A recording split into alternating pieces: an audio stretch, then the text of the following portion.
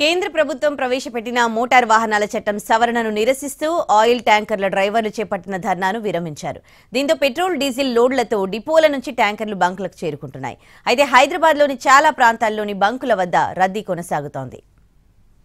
భారత న్యాయ సంహిత చట్టంలో హిట్ అండ్ రన్ కేసులకు సంబంధించి జైలు శిక్షను ఇటీవల కేంద్రం భారీగా పెంచింది.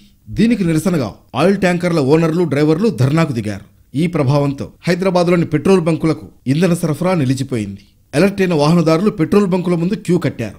ట్యాంకర్ డ్రైవర్ల నిరసనతో చాలా బంకుల ముందు యజమానులు నో స్టాక్ బోర్డులు పెట్టేశారు. దీంతో వాహనదారులు మిగతా బంకులకు పరుగులు తీశారు. పెద్ద ఎత్తున బార్లు తీరారు. మంగళవారం ఉదయం నుంచి ఆయిల్ ట్యాంకర్ల యజమానులు ధర్నాకు దిగడంతో హైదరాబాద్లోని పలు పెట్రోల్ బంకులకు వాహనదారులు పోటెత్తారు. బంకులన్నీ కిటకిటలాడాయి.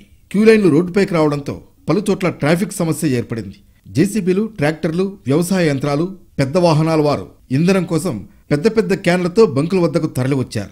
పెట్రోల్ తమకు లభించదేమోనన్న ఆందోళన వాహనదారుల్లో వ్యక్తమైంది. కొన్ని బంకుల వద్ద చిన్నపాటి వాగ్వాదాలు నెలకొన్నాయి. అయితే ట్యాంకర్ల యజమానులు ధర్నాను విరమించడంతో యథావిధిగా బంకులకు పెట్రోల్ సరఫరా జరుగుతోంది. మరోవైపు ట్రక్కు డ్రైవర్ల ఆందోళనపై కేంద్రం స్పందించింది. డ్రైవర్ల యూనియన్లను చర్చలకు పిలిచింది. మొత్తం మీద ట్యాంకర్ డ్రైవర్లు ధర్నా విరమించడంతో వాహనదారులు ఊపిరి పీల్చుకుంటున్నారు.